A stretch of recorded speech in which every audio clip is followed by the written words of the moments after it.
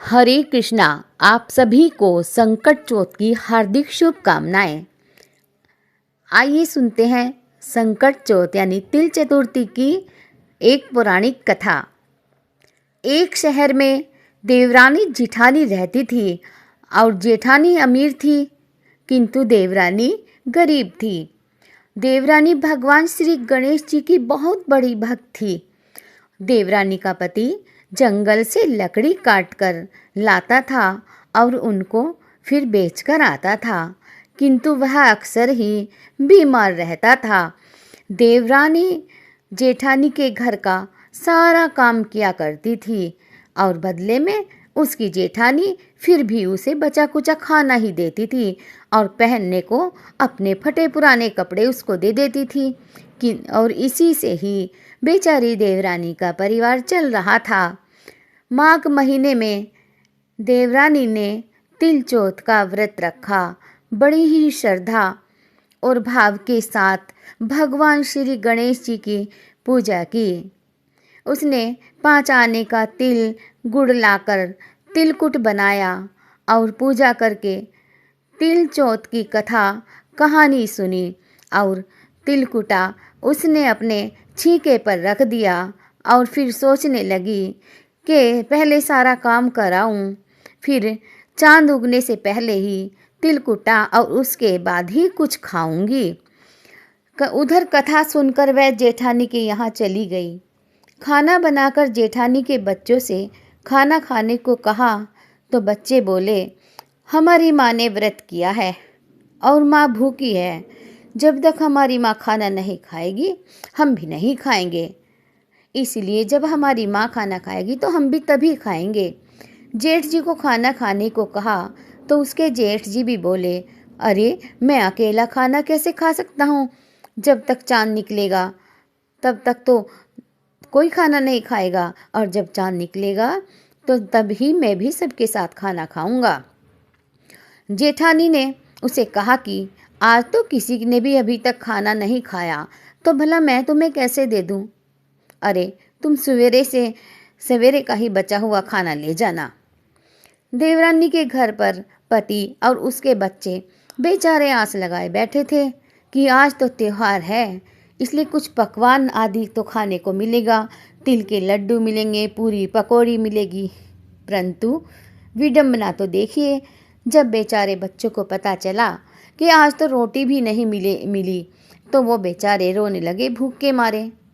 उधर उसके पति को भी गुस्सा आया, कहने लगा, सारा दिन काम करके 2 समय की रोटी भी नहीं ला सकती तो तू काम ही क्यों करने जाती है। पति ने गुस्से में आकर पत्नी को कपड़े धोने के धोवने से मारा, खूब पीटा।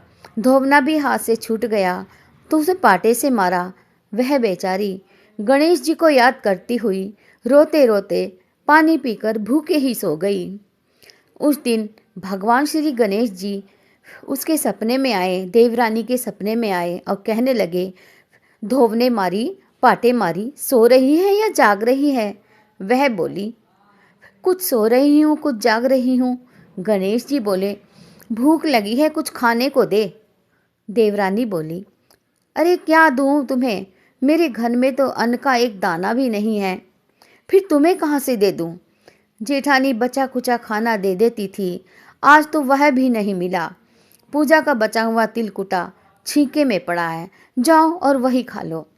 तिलकुटा खाने के बाद गणेश जी बोले, धोवने मारी, पाटे मारी, निपटाई लगी है, कहाँ निपटे। तो वह बोली, यहाँ पड़ा है घर, जहाँ इच्छा हो वहाँ निपट लो। फिर भगवान श्री गणेश जी बच्चे की तरह बोले, अब कहाँ पहुँचूँ। नींद में मग्न देवरानी को बहुत गुस्सा आ गया और वह भगवान श्री गणेश जी से बोली कि जब से आए हो तंग किए जा रहे हो। सो बोली, मेरे सर पर पहुँचो और कहाँ पहुँचोगे। सुबह जब देवरानी उठी तो यह देखकर हैरान रह गई कि पूरा घर हीरे मोती से जगमगा रहा है। सिर पर जहाँ विनायक जी पोंछनी कर गए थे वहाँ हीरे के टीके व बिंदी जगमगा रही हैं। उस दिन देवरानी जिठानी के यहाँ काम करने भी नहीं गई। बड़ी देर तक राह देखने के बाद जेठानी ने बच्चों को देवरानी को बुलाने के लिए भेजा। जेठानी ने सोचा कल खाना नहीं दिया था, शायद इसलिए देवरानी बुरा मान गई और काम करने भी नहीं आई। बच्चे बुलाने गए और बोले, चाची चलो माँ ने बुलाया है, सारा काम पड़ा है। देवरानी ने जवाब दिया, अब इसकी जरूरत नहीं है, घर में सब भरपूर है, भगवान श्री गणेश जी के आशीर्वाद से खूब मौज है, मैं अब नहीं आऊँगी काम पर।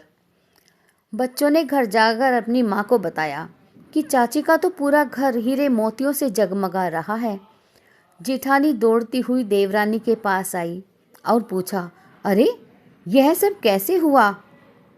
इतना हीरे मोती जवाहरात सोने चांदी, इतने पकवान, तुम्हारा तो घर ही भर गया। देवरानी ने उसके साथ जो कुछ भी हुआ वो सब कह डाला। सीधे सच्चे मन की थी बेचारी, तो सब सच सच बता दिया।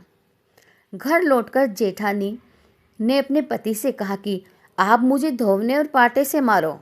उसका पति बोला कि अरे भली मानस, मैंने कभी तुम पर हाथ भी नहीं उठाया, मैं तुम्हें धोवने और पाटे से कैसे मार सकता हूँ भला? किंतु वह नहीं मानी और जिद पर अड़ गई।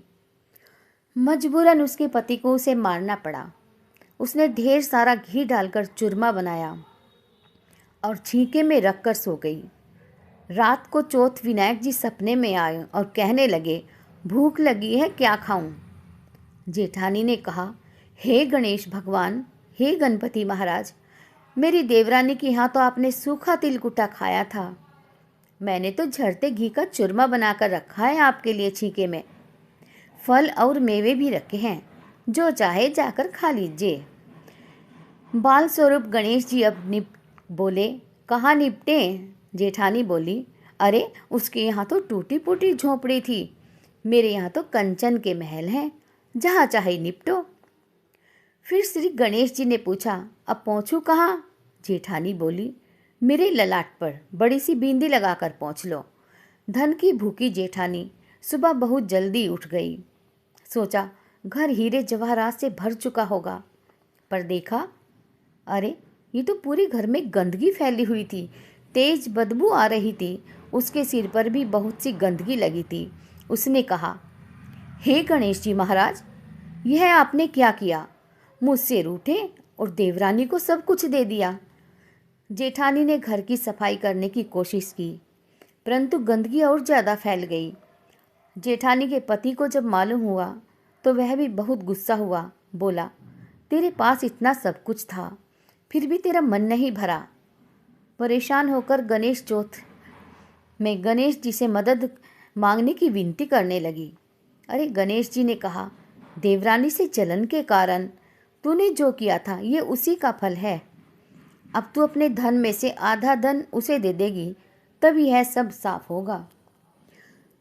ये बात सुनकर उसने भगवान श्री गणेश जी के सामने हाथ जोड़े और आधा धन बांट दिया, किंतु मोहरों की एक हांडी चूल्हे के नीचे गाड़ रखी थी। उसने सोचा इसका किसी को पता नहीं चलेगा, और उसने उस धन को नहीं बांटा। इस पर उसने कहा, हे गणेश जी, अब तो अपना यह सब बिखरा समेटो। भगवान श्री गणेश जी बोले, पहले चूल्हे के नीचे की गाड़ी हुई मोहरों को हांडी सहित ताक में रख दो, सुई के भी 2 हिस्से कर कर के दो। इस प्रकार श्री गणेश जी ने बाल स्वरूप में आकर सुई जैसी छोटी से छोटी चीज का भी बंटवारा कर दिया और अपनी पूरी माया समेट ली। हे गणेश जी महाराज, जैसी आपने देवरानी पर कृपा की वैसी ही सब पर करना। कहने वाले और सुनने वाले व हुंगारा भरने वाले सब पर अपनी कृपा करना, किंतु जेठानी जैसी सजा किसी को मत देना। तो बोलो भगवान श्री गणेश जी महाराज की जय। तो ये थी गणेश चतुर्थी की कहानी, यानी तिल चौथ की कथा। आपको कैसी लगी बताइएगा, और हमारे चैनल को लाइक, शेयर व सब्सक्राइब अवश्य कीजिएगा। हरे कृष्णा।